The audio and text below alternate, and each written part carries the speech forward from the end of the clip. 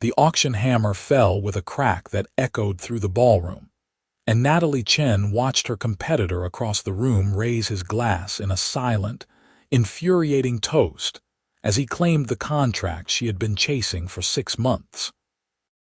Killian Rhodes stood there in his perfectly tailored navy suit, dark hair swept back, jawline sharp enough to cut glass, and those storm-gray eyes that seemed to look right through her whenever their paths crossed at industry events.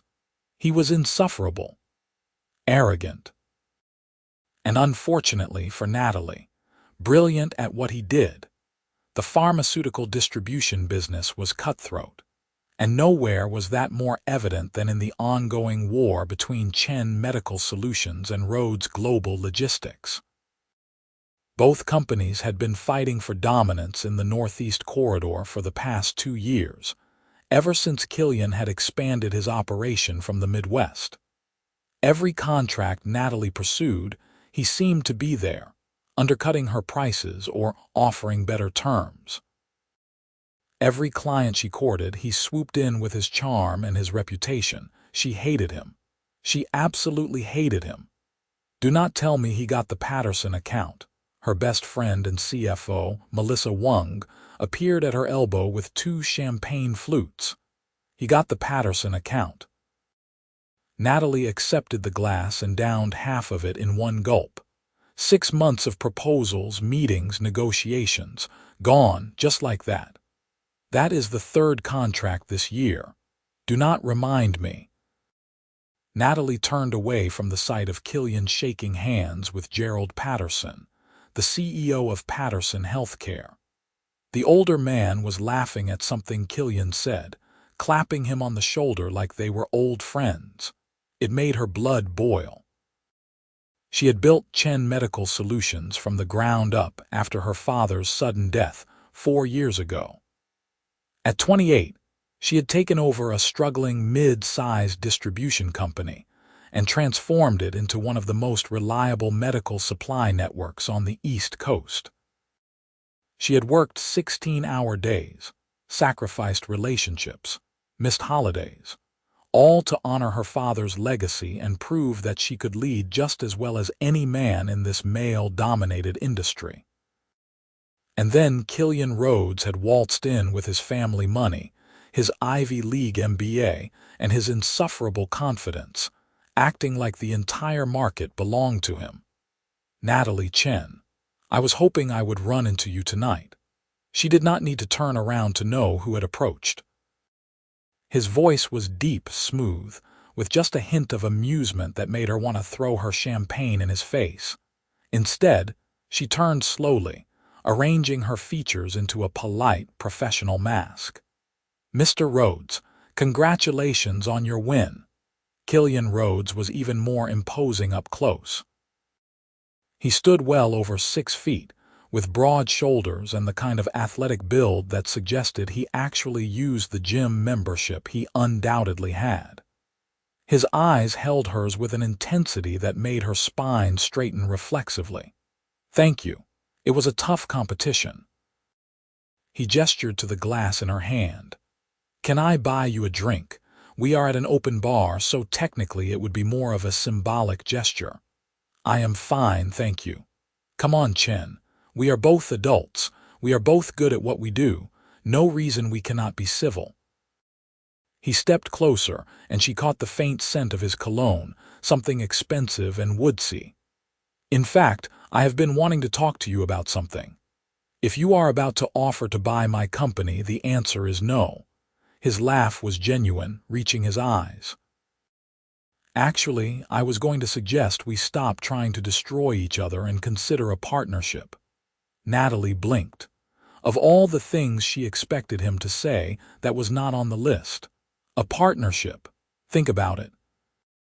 Your distribution network in the southern states, my infrastructure in the Midwest and expanding West Coast operations. Together, we could dominate the entire national market instead of carving up the Northeast like 2 starving wolves fighting over scraps. How poetic. She kept her voice dry. And in this partnership, who would be in charge? We would be equals, obviously. Joint leadership. I handle operations and logistics, you handle client relations and strategy. We both know those are our respective strengths. He had done his homework on her company, that much was clear. And damn him, the idea actually made business sense. Combined, they would be unstoppable. But the thought of working with Killian Rhodes every day, seeing that confident smile, dealing with his presence in her life beyond these occasional industry events, made something tight coil in her chest. "I will think about it," she said, knowing she would not. "That is all I ask." He produced a business card from his jacket pocket, holding it out to her between two fingers. "My personal cell is on there. Call me when you are ready to talk seriously." She took the card, their fingers brushing briefly. His hands were warm, she noticed absently, strong-looking. Working hands despite the wealth and privilege. "Do not hold your breath, Rhodes." "I never do, Chen, but I am a patient man." He gave her one last look, something unreadable flickering across his features before turning and walking back toward the crowd. Melissa reappeared the moment he left. "Please tell me you are not actually considering whatever he just proposed." "Of course not. He is the competition, the enemy. I would rather shut down my company than merge it with his." But even as she said it, Natalie found herself tucking his card into her clutch instead of tossing it in the nearest trash can. The next 3 months were brutal.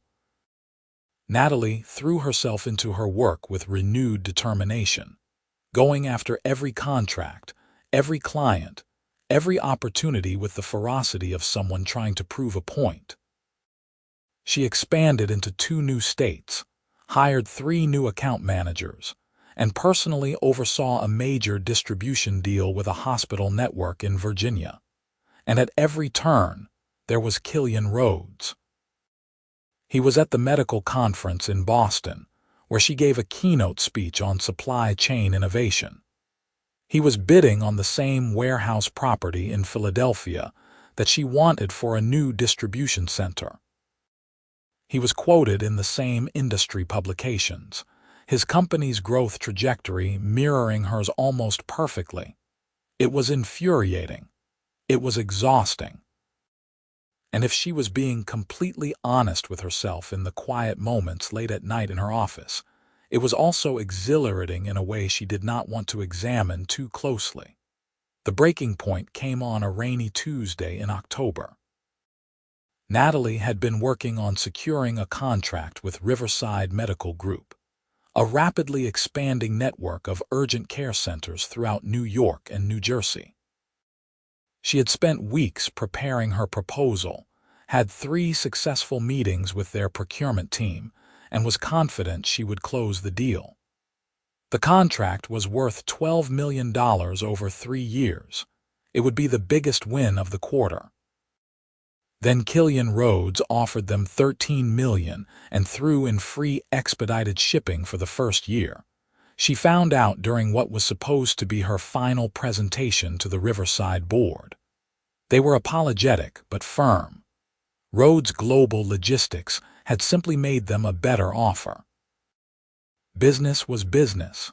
They hoped she understood. She understood perfectly. She understood that Killian Rhodes was willing to operate at a loss just to undercut her. She understood that he was playing dirty, using his deeper pockets to price her out of deals. She understood that if this continued, it would not matter how good her company was or how hard she worked. He would slowly strangle her market share until she had no choice but to sell. Natalie made it back to her office before the fury really hit.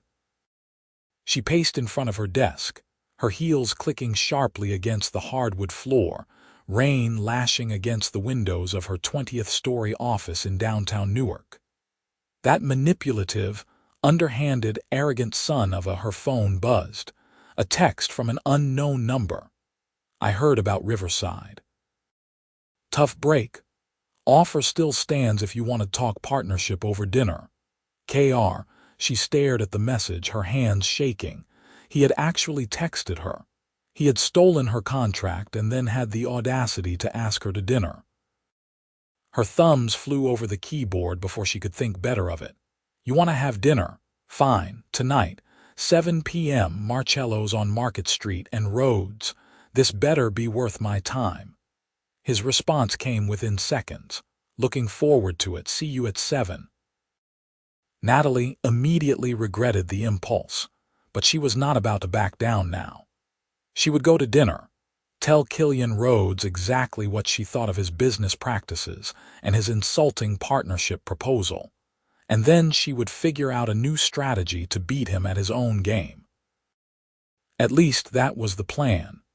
Marcello's was one of the nicest Italian restaurants in Newark, with dim lighting, white tablecloths, and a wine list that could make a sommelier weep.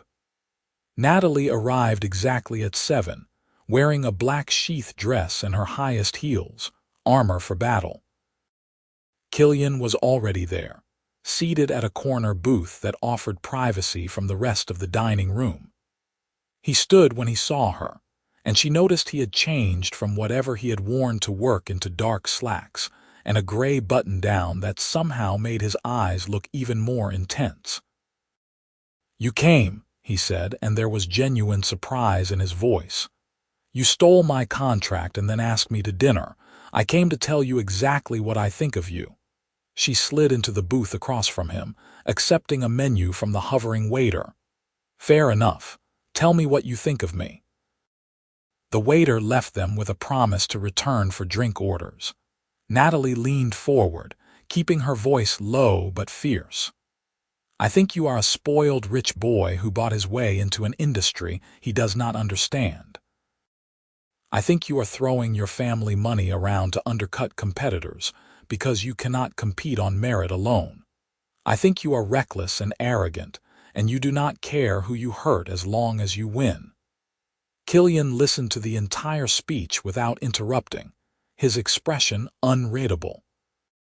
When she finished, he was quiet for a moment, turning his water glass in slow circles on the table. "Is that really what you think?" he asked finally.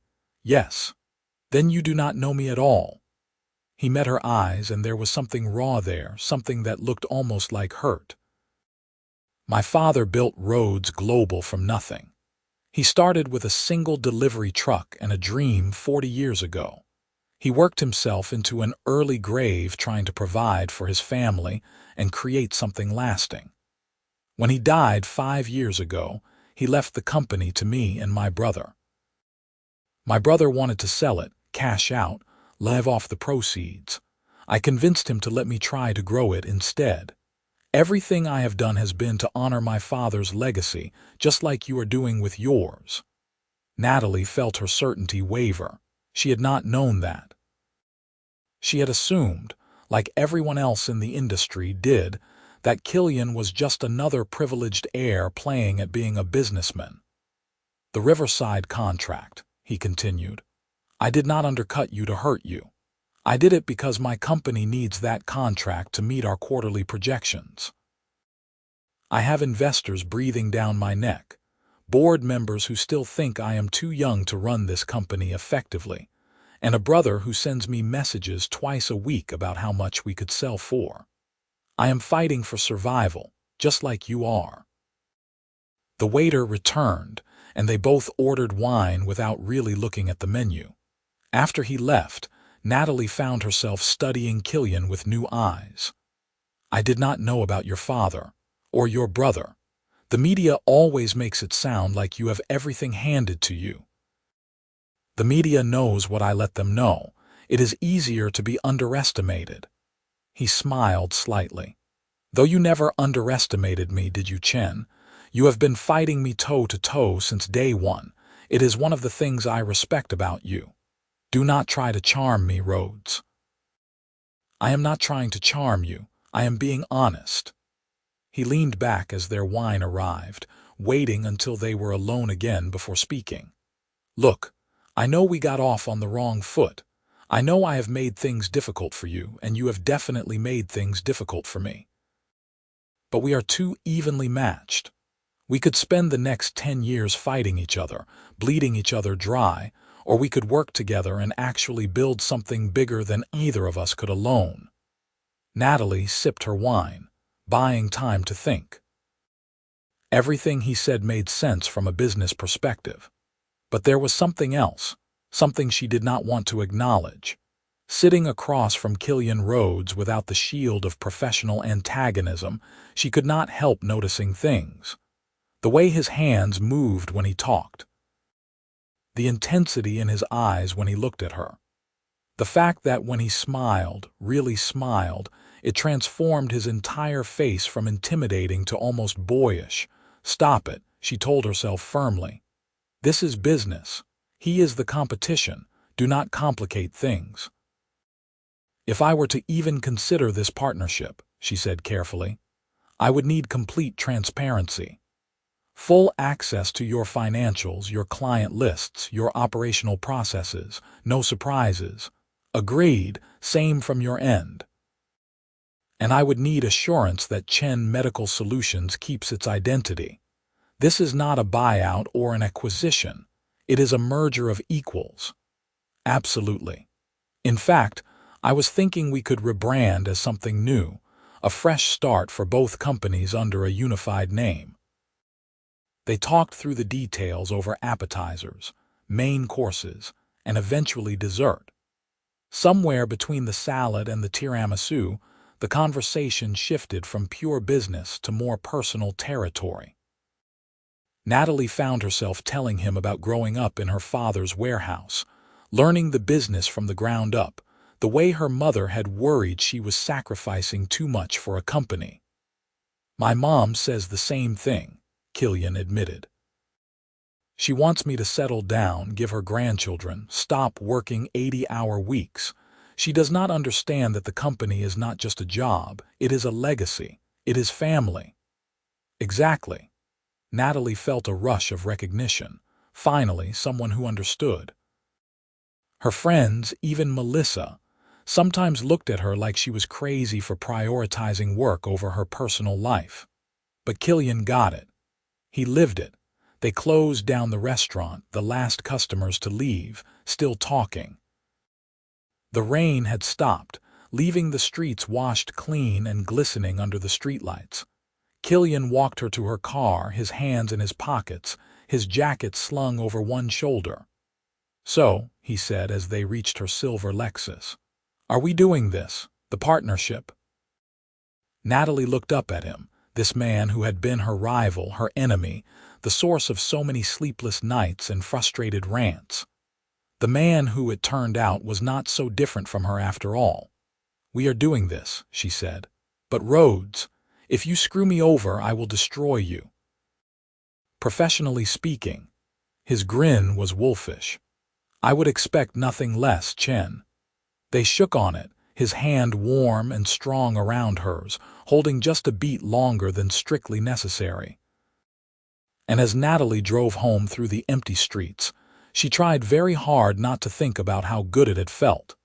The next 6 weeks were chaos. Merging two competitive companies turned out to be exactly as complicated as Natalie had feared, maybe more so. There were lawyers and accountants and endless meetings about branding and operational integration. They decided on Rhodes Chen Logistics as the new company name, with headquarters split between Killian's building in Manhattan and Natalie's in Newark. Which meant they were spending almost every day together. Natalie told herself the constant flutter in her stomach was just stress. The way she found herself thinking about Killian at odd moments, remembering something he said or the way he laughed, that was just her brain processing the significant changes in her professional life. The fact that she started putting more effort into her appearance on days when she knew she would see him was simply about maintaining a professional image. She was lying to herself, and she knew it. The problem was that the more time she spent with Killian Rhodes, the more she liked him. He was sharp and funny, with a dry wit that caught her off guard and made her laugh in the middle of tense negotiations. He was considerate, always making sure she had coffee the way she liked it during long meetings, insisting they break for lunch even when she wanted to power through. He was brilliant at logistics, seeing patterns and solutions that would have taken her hours to work out. And he was infuriatingly attractive. She noticed the way other women looked at him when they walked through the office together. The appreciative glances, the flirtatious smiles from receptionists and junior staff. Killian seemed oblivious to it all, always focused on whatever they were discussing, his attention entirely on her. "You are staring," Melissa said one afternoon, catching Natalie watching Killian through the glass wall of the conference room where he was on a call. "I am thinking. You are staring at Killian Rhodes like he is a particularly difficult puzzle you are trying to solve. Or like you want to. Do not finish that sentence." Natalie turned back to her laptop. "I am just making sure this partnership works, that is all, sure, and I am the Queen of England." Melissa perched on the edge of Natalie's desk. "Honey, it is okay to be attracted to him. He is gorgeous, successful, and from what I have seen, actually a decent guy. You could do a lot worse. He is my business partner. It would be completely inappropriate and unprofessional. Since when do you care about dating someone in your industry? You dated that hospital administrator last year. That was different. Mark was not my partner. We did not have to work together every day. We did not have our entire professional futures tied together." Natalie rubbed her temples. "Besides, Killian probably does not even think of me that way. To him, I am just the competition who became convenient." Melissa made a disbelieving noise but dropped the subject. Still, her words stayed with Natalie. Was she attracted to Killian? Obviously. The man looked like he had walked out of a magazine spread, and that was before accounting for his intelligence and drive. But attraction was not the same as feeling something real. And even if she was developing feelings, acting on them would be catastrophically stupid. She was still telling herself that the following week when everything changed. They were in Philadelphia, touring the warehouse property they had both been interested in months ago. The seller had come back with a new offer, willing to negotiate now that they were one entity instead of two competitors. It was late afternoon, the building empty except for them, and the real estate agent who had excused himself to take a call outside. "This could work," Killian said, his voice echoing in the cavernous space. "The loading docks are positioned well, easy access to the highway. We could be operational within 2 months. The roof needs work," Natalie pointed out, looking up at the water stains on the ceiling. "And the electrical system is probably original to the building. That will cost money to bring up to code." Always so practical. He turned to her with a teasing smile. "Can you not just appreciate the potential?" "I appreciate potential that does not come with a 6-figure renovation bill." They walked through the space together, discussing possibilities, occasionally bumping shoulders in the narrow aisles between old shelving units. At some point, Natalie realized she had lost track of the real estate agent. They were alone in the building, just her and Killian, and the dusty afternoon light filtering through high windows. "Why did you really agree to the partnership?" Killian asked suddenly. They had stopped in what would have been the office area, a glass-enclosed space overlooking the warehouse floor. "You know why, it made business sense." "That is not what I am asking." He turned to face her fully, and the intensity in his eyes made her breath catch. "You could have kept fighting me. You are stubborn enough, tough enough. You would have found a way to compete, so why did you say yes?" Natalie felt her heart hammering. They were standing close in the small space, close enough that she could see the slight scruff on his jaw, the way his pupils dilated as he looked at her. "Because I was tired of fighting," she admitted quietly. "Tired of seeing you as the enemy when maybe you never were." "You were never my enemy, Natalie." It was the first time he had used her first name, and the sound of it in his deep voice sent shivers down her spine. You were the most exciting thing that happened to my business. The most challenging, frustrating, incredible thing. Every time I went up against you, I knew I had to be at my absolute best because you would accept nothing less. Killian, I took the Riverside contract because I needed it, he continued, stepping closer.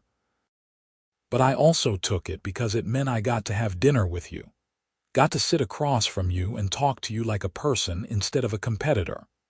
Got to see you smile for real, not that polite professional smile you wear at industry events. This is a bad idea, Natalie whispered, even as she found herself swaying toward him. Probably the worst idea I have ever had. His hand came up, fingertips barely brushing her cheek. Tell me to stop and I will. Tell me you do not feel this thing between us and we will never mention it again. She could not tell him that. Not when her entire body was humming with awareness, not when she had been fighting this pull toward him for months without fully realizing it. Not when he was looking at her like she was something precious and terrifying all at once. Instead, she closed the distance between them and kissed him.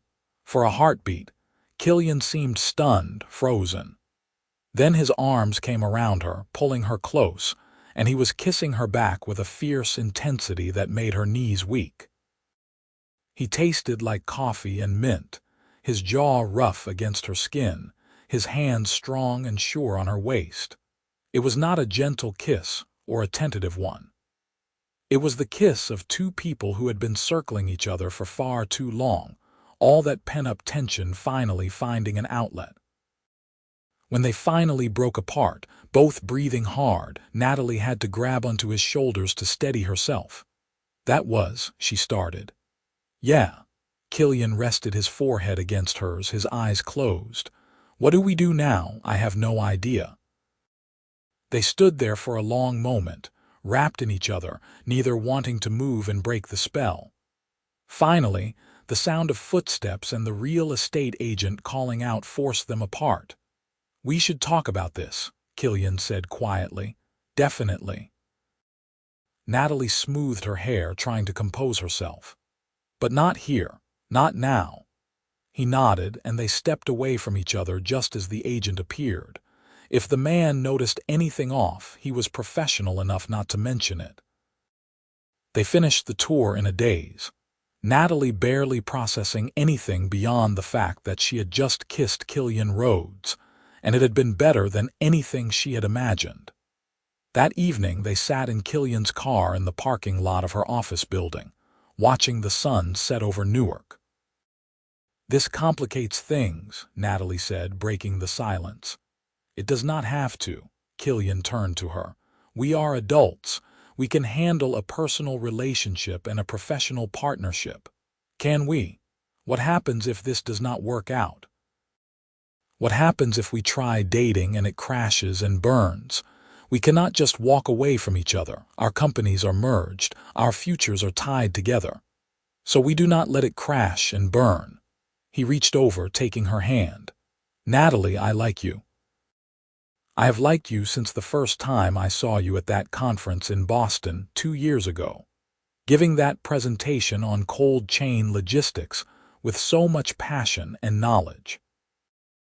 I spent 6 months trying to work up the nerve to talk to you, and when I finally did, you looked at me like I was the enemy. So I figured if you were going to hate me anyway, I might as well give you a reason. She stared at him. You went after my contracts because I would not talk to you. I went after your contracts because that was the only way to be in your orbit, the only way to get you to notice me as more than just another face at industry events. He smiled ruefully. In retrospect, probably not my best strategy. You are an idiot. I am aware. Despite everything, Natalie laughed. We are really doing this, dating while running a company together, unless you have a better idea. She did not. And sitting there with her hand in his, the last light of day painting the sky in shades of orange and pink, she realized she did not want a better idea. She wanted this, wanted him, wanted to see where this terrifying, exhilarating thing between them could go. "Okay," she said. "But we keep it quiet for now, just until we figure out if this is real. I do not want the entire company gossiping if it turns out to be a mistake. Deal?"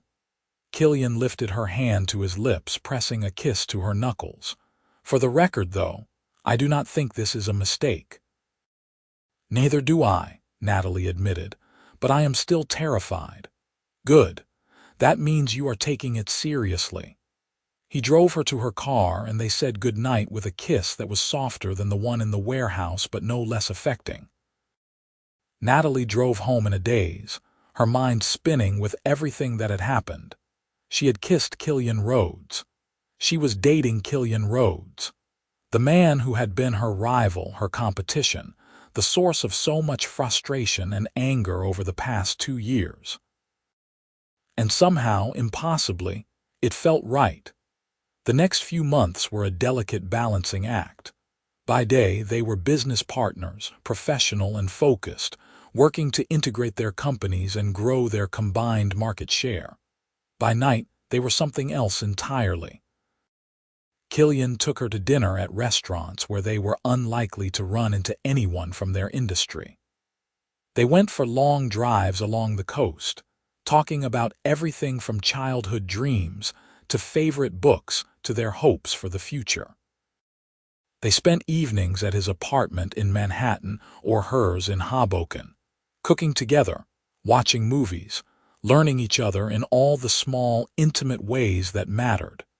Natalie discovered that Killian was surprisingly domestic. He could cook better than she could, whipping up elaborate meals while she sat at his kitchen counter and watched. He had a weakness for old black and white films and could quote entire scenes from Casablanca. He ran every morning at 5, rain or shine, and sometimes she joined him, though she hated every minute of it. He learned that she was fiercely competitive about board games, that she sang along to pop music in the car without realizing it, that she had a secret love of cheesy romance novels that she would only admit to after 2 glasses of wine. He discovered the small scar on her left hand, from when she had cut herself breaking down boxes in her father's warehouse at 15, and the way she worried her bottom lip when she was concentrating. They were careful at work, maintaining professional boundaries, but sometimes Natalie would catch him looking at her during a meeting with an expression that made her heart race.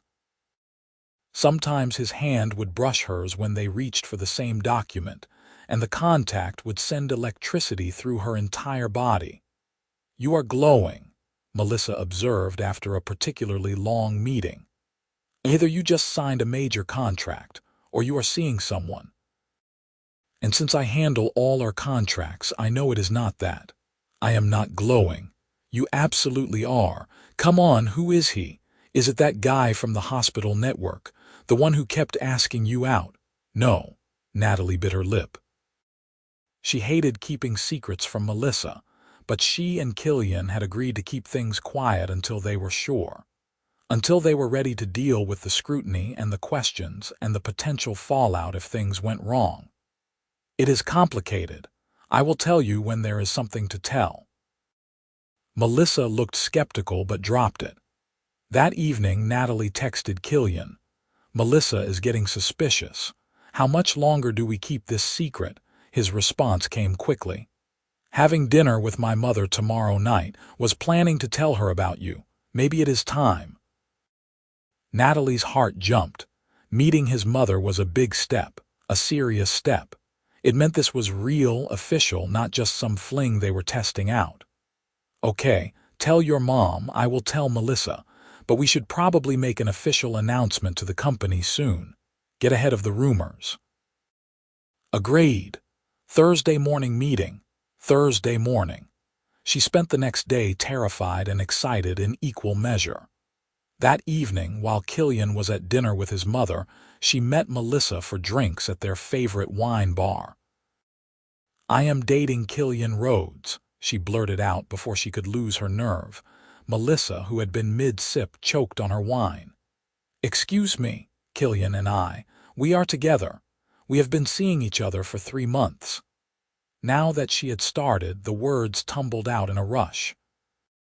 It started during the merger talks, and I know it is probably a terrible idea mixing business and personal, but Melissa, I really like him. He is smart and funny and thoughtful, and when I am with him, everything just feels right.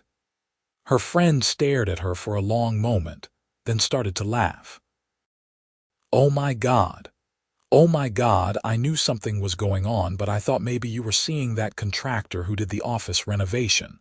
Killian Rhodes. You are dating Killian Rhodes. Are you mad?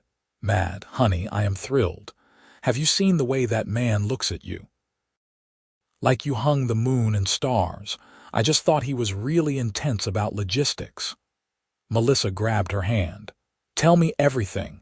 When did this start? How did it happen? Is he as good a kisser as he looks like he would be? That is none of your business, Natalie said, blushing. But he is not he? Oh, this is amazing. My best friend is dating the hottest CEO in our industry.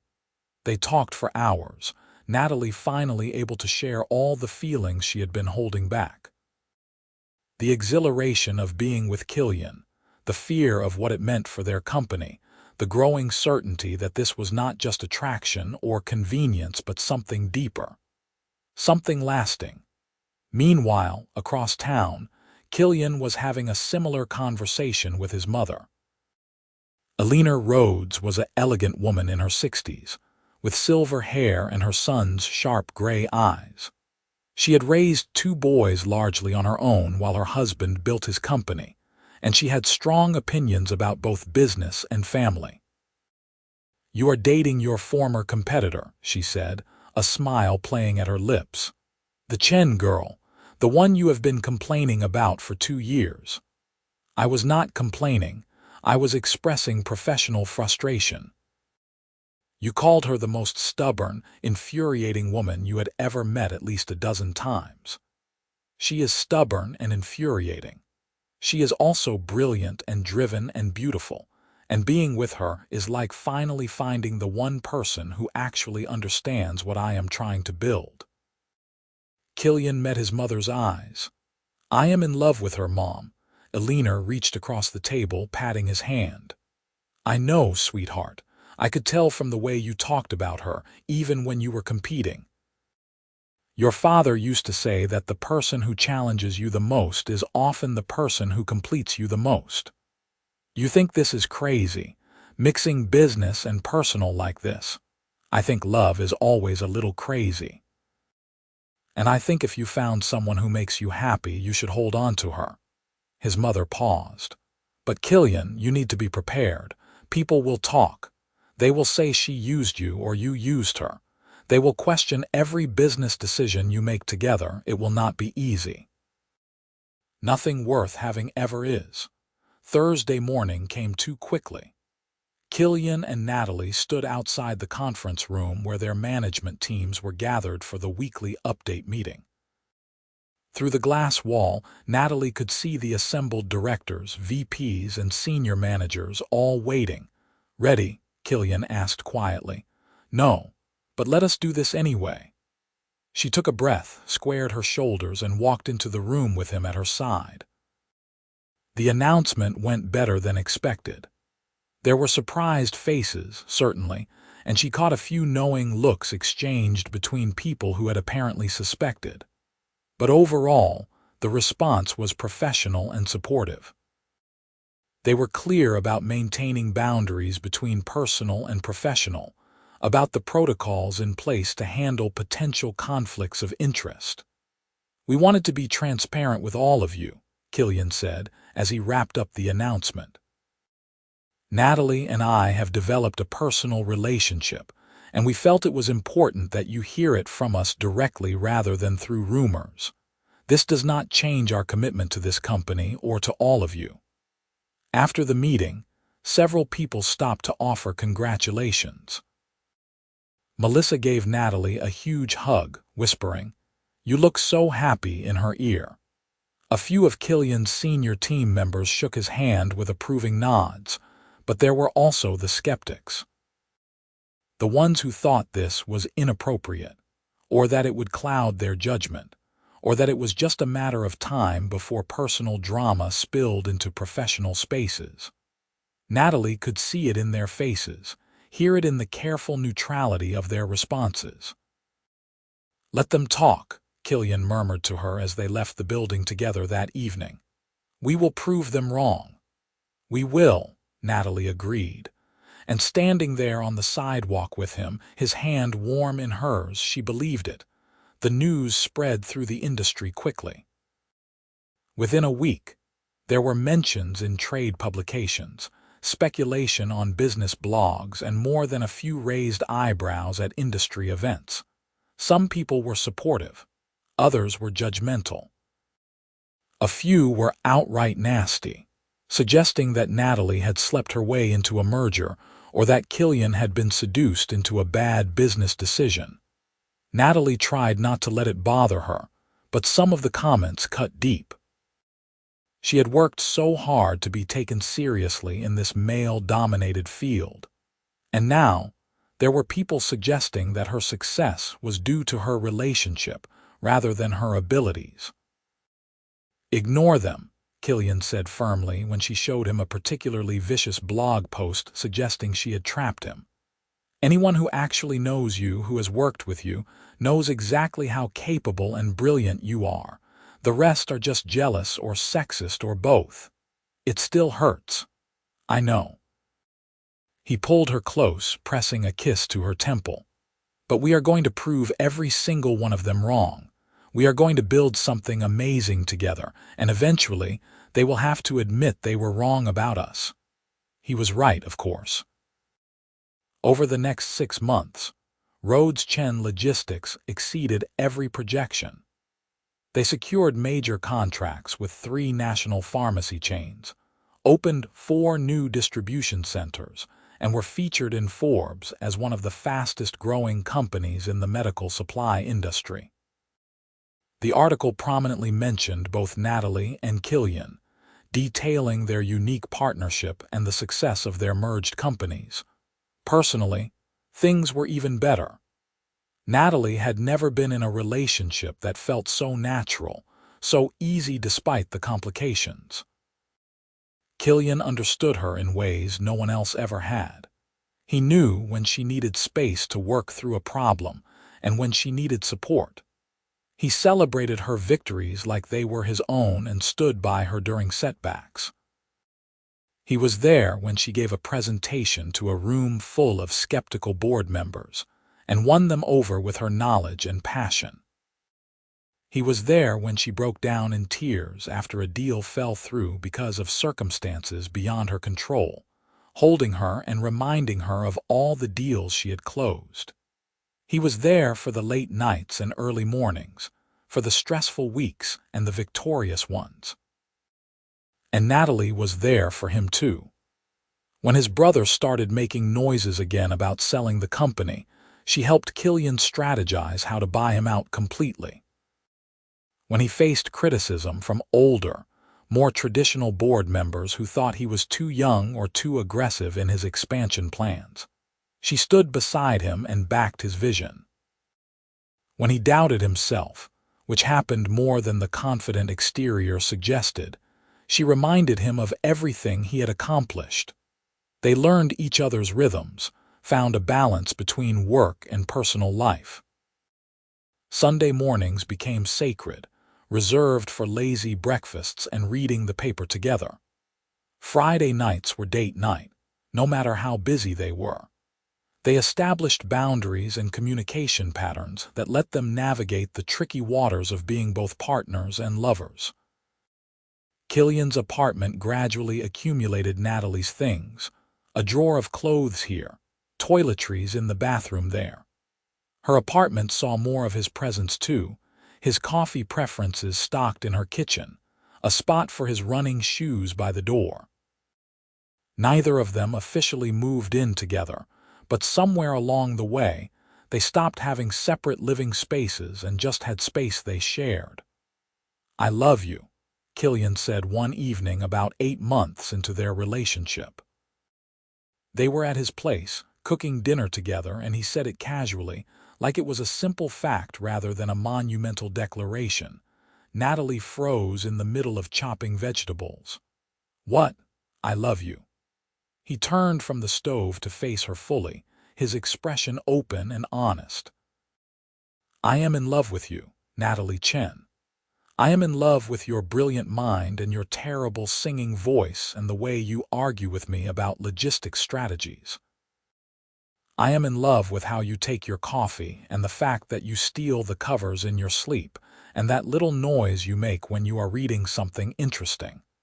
I am just completely, absolutely in love with you." Her vision blurred with tears. "You are such an idiot." "So you have mentioned." He stepped closer, cupping her face in his hands. "But I am your idiot if you will have me." "I love you too," she whispered. "So much it scares me sometimes. You have become my favorite part of every day, and I do not know how I ever functioned without you." They kissed there in his kitchen, the dinner forgotten, and it felt like a promise. A beginning of something even bigger than what they had already built. A year into their relationship, Rhodes Chen Logistics was officially the largest medical supply distributor on the East Coast and expanding rapidly into the Midwest and South. They had been featured in multiple publications, won several industry awards, and were being courted by venture capital firms interested in funding their national expansion. Natalie and Killian were discussing one such offer in their shared office, a large space they had created when they moved into new headquarters the previous month. It had 2 desks facing each other, walls of windows overlooking Manhattan, and enough space for them to work together without feeling cramped.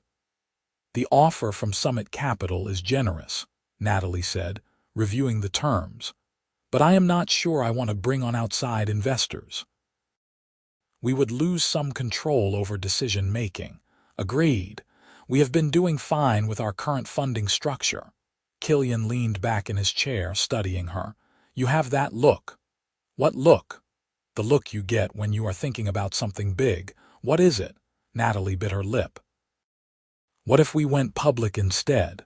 An IPO would give us the capital for expansion without giving up control to individual investors." "That is a huge step." "I know. But think about it. We have the financials to support it, the growth trajectory, the market positioning. We could use the capital to expand nationally, maybe even internationally, really build something lasting." Killian was quiet for a long moment, then a slow smile spread across his face. "You are right. Let us do it. Let us take this company public and show everyone what we can build together." They spent the next 6 months preparing for the IPO. It was grueling work, even more intense than the merger had been. There were roadshows and meetings with investment banks, countless hours of due diligence and preparation of prospectus documents. They barely had time for anything beyond work and sleep. But through it all, they had each other. When Natalie was ready to collapse from exhaustion, Killian ordered takeout and insisted they take an hour to actually sit and eat together. When he was stressed about the presentations, she helped him practice until he could deliver the pitch in his sleep. They were a team in every sense of the word. The IPO was scheduled for a crisp October morning, exactly 2 years after that dinner at Marcello's where everything had changed.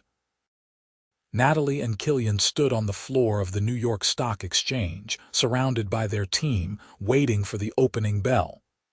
"Can you believe we are here?" Natalie asked quietly. "Honestly, no." Killian took her hand, not caring who saw. "But I am glad we are here together." The bell rang, and Rhodes Chen Logistics began trading publicly. They watched the stock price on the screens, saw the numbers climb steadily as investors responded positively to their offering. By the end of the day, they had exceeded their target valuation by 20%. They were officially successful beyond anything either of them had dreamed when they started their individual companies. That night, They celebrated with their teams at an upscale restaurant in Midtown. Champagne flowed, toasts were made, and Natalie felt a bone-deep satisfaction at what they had accomplished. Not just the IPO, but everything that had led to this moment. Later, after the party wound down and they were finally alone in a taxi heading to Killian's apartment, he turned to her. "I have something for you," he said, pulling a small velvet box from his jacket pocket. Natalie's heart stopped. "Killian, I know what you are thinking, but this is not that. Not yet." He opened the box to reveal a delicate gold bracelet with a small charm in the shape of two interlocking rings. "This is a promise.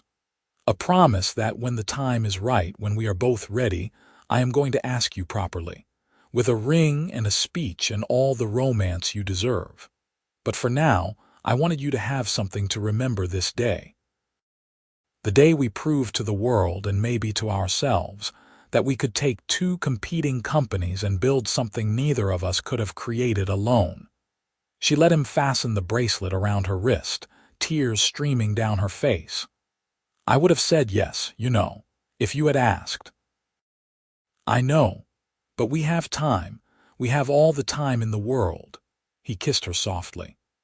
"Besides, your mother would kill me if I proposed without asking her permission first, and my mother would kill me if I did not plan something appropriately romantic.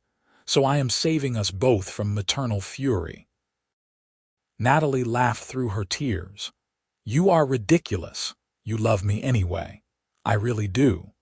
The next year was a whirlwind. Rhodes Chen Logistics expanded into the West Coast, opened an office in Chicago, and began preliminary discussions about international expansion. Natalie was named to the Forbes 30 Under 30 list. Killian gave a TED talk about innovative supply chain management that went viral, but the best moments were not the professional ones. They were the quiet Sunday mornings and the stolen weekday lunches. They were the time Killian surprised her with tickets to see her favorite Broadway show. They were the weekend they spent at his family's lake house, just the two of them. No phones or laptops or business talk. They were the night she made him dinner for the first time, burned it completely, and they ordered pizza and laughed until their sides hurt. They met each other's extended families. Natalie's mother adored Killian, often calling him to get updates on her daughter since Natalie was so busy. His mother treated Natalie like the daughter she never had, inviting her to lunch and sending her recipes and generally being wonderful. Their lives intertwined completely, personally and professionally. They were not just partners or lovers, but best friends, allies, the person each of them turned to for everything. On a snowy evening in December, Killian took Natalie back to Marcello's, the restaurant where they had their first dinner. She thought it was just a nice date, a nostalgic trip back to where things began. The restaurant had been transformed with white lights and roses. Their corner booth held champagne on ice and a single candle. And Killian, her confident, commanding CEO, looked nervous for the first time since she had known him. "Remember the last time we were here?" he asked as they sat down. "You told me I was a spoiled rich boy who did not understand the industry. You said I was reckless and arrogant." "I was wrong," Natalie said softly, "about so many things. You were.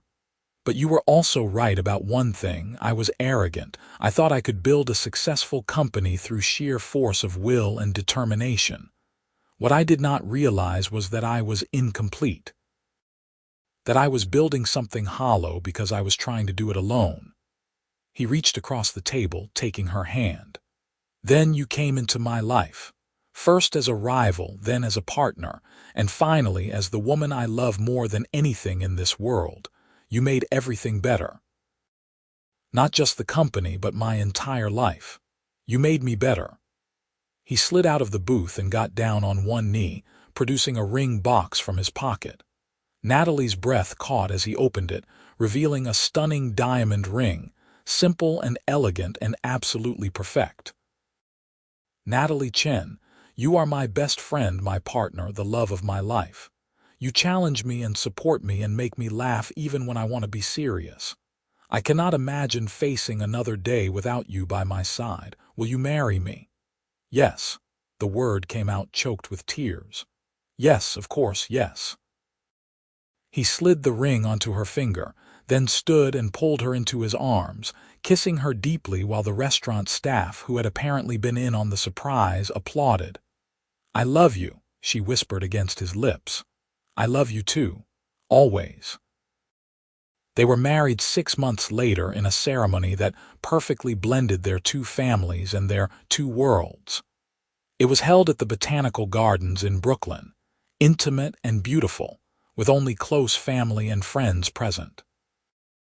Melissa was her maid of honor, standing beside Natalie in a champagne-colored dress and crying happy tears through the entire ceremony. Killian's brother, who had eventually come around and now worked with them at the company, was his best man. Natalie wore a simple white dress that made her feel like a princess. Killian wore a classic black tux and looked so handsome it made her heart ache. And when they exchanged vows, promising to love and honor each other through all the challenges that life and business would bring, there was not a dry eye in the garden. At the reception, they danced to their song, a soft acoustic version of a pop ballad that had been playing the first night Killian cooked for her. They cut the cake and toasted with champagne and celebrated surrounded by everyone they loved. I cannot believe the enemy became my husband, Natalie murmured as they swayed together on the dance floor. Former enemy, Killian corrected with a grin. Now I am just the poor man who is going to spend the rest of his life trying to keep up with his brilliant, beautiful wife. You do a pretty good job so far. I try. He kissed her forehead. Thank you for taking a chance on me, on us.